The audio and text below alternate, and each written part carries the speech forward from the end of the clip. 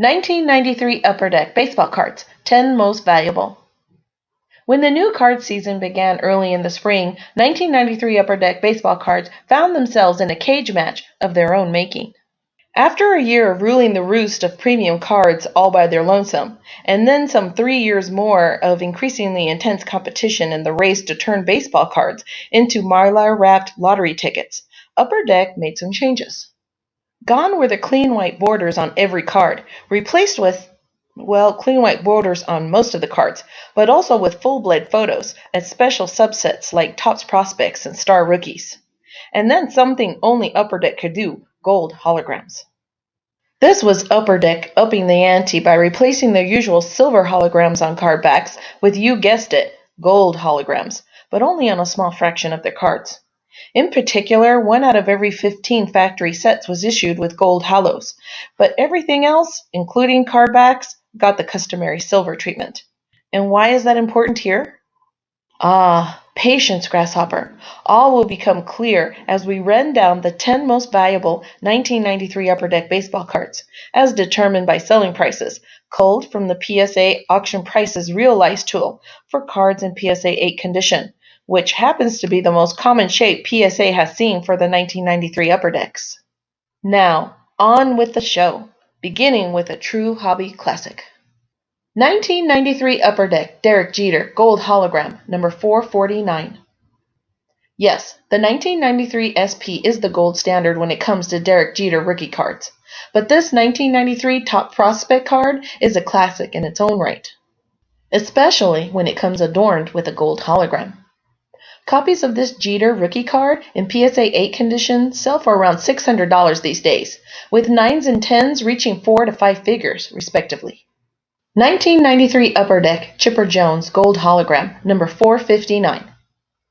This is no rookie card, thanks to some early career issues that came before Chipper even debuted in the major leagues. But this is a great-looking card that invokes memories of early modern era cards. Can you say 1953 Pee Wee Reese wannabe? And was issued during the year Jones did make his debut, and yet still 2 full seasons before he was officially a rookie. And with the gold hologram in PSA 8, it's a pretty heavy hitter. Expect prices north of $300 if you can even find one for sale. 1993 Upper Deck Derek Jeter, number 449. Even the more common silver hologram version of the Yankees' legendary captain stands above most other comers in 1993 Upper Deck. This pedestrian hologram knocks the card down to the $20 range in PSA 8, making it an affordable alternative for most collectors looking to snag a hunk of hobby history. 1993 Upper Deck Chipper Jones, number 459. So this is Jones answering Derek Jeter blow for blow. It wasn't always that way, of course, because everyone had Larry as the can't-miss prospect from the moment the Braves took him as the first overall pick in the 1990 draft. That made those 1991 cards of his instant hits and gave him a head start on the hobby on DJ, whom the Yanks took number 6 overall in 1992.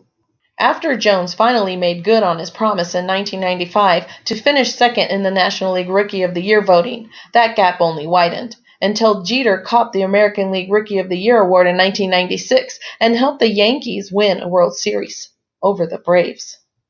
The 2 Diamond Heroes have been collectors' favorites ever since, and this Chipper Silver Halo checks in just about where the Jeter Silver Halo does, about $20 in slabbed PSA 8 condition. 1993 Upper Deck Ken Griffey Jr., number 355. Nothing at all special about this card, except the fact that it features a sterling image of one of the greatest players to ever lace up his spikes, perfectly centered in an elegant design that makes the whole thing look like a magazine cover or a poster. As base cards of non-rookies from the junk wax era go, this Griffey is pretty hard to beat. Expect to pay about $10 for Junior in PSA 8 condition. 1993 Upper Deck Mike Piazza, number 2. This one is not a rookie card either, but it sorta is. Piazza shocked the world during the summer of 1993 by becoming the first 62nd round pick to win the National League Rookie of the Year, thanks to mashing at the plate that included 35 home runs, 112 RBI, and a .318 batting average. Amazing stuff, especially for a guy who also spent 146 games crouched behind the dish that season. The Dodgers standout and future Hall of Famer became an immediate hobby favorite, and that went triple for his 1992 Bowman rookie card. But this card was his first Upper Deck pasteboard, and it came out just as he was doing all that smashing. So no surprise that it remains popular all these years later. Prices for slabbed near mint copies hover at about the $10 range. 1993 Upper Deck, Don Mattingly, number 134. When Jeter arrived in New York for a cup of coffee in 1995, he found a legend waiting for him there. Okay, probably not explicitly waiting for him, but still. By then, of course, Don Mattingly was just about done, his bad back sapping what once looked like a freight train hauling tail straight for Cooperstown.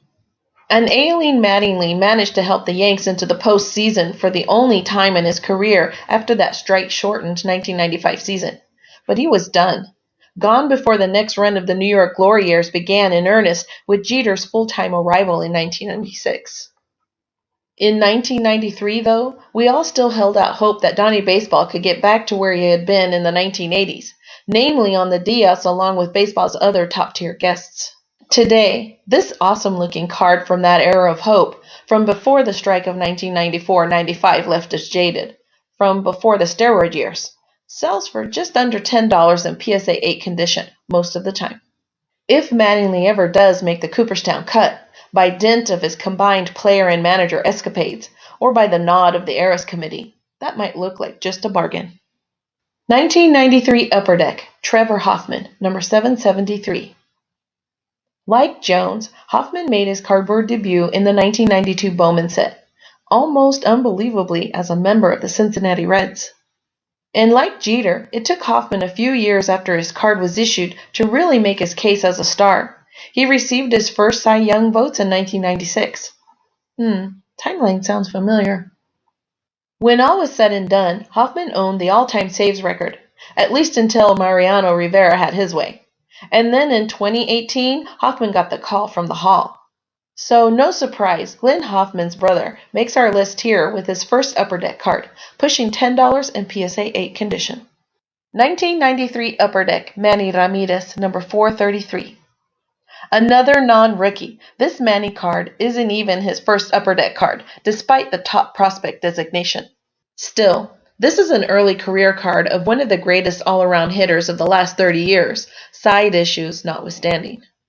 And although Ramirez may never make it to Cooperstown thanks to those very side issues, he's still plenty popular with plenty of Indians and Red Sox fans and other collectors from the 1990s. Expect to pay $5 to $10 for this horizontal smile billboard when you find it in PSA 8 condition.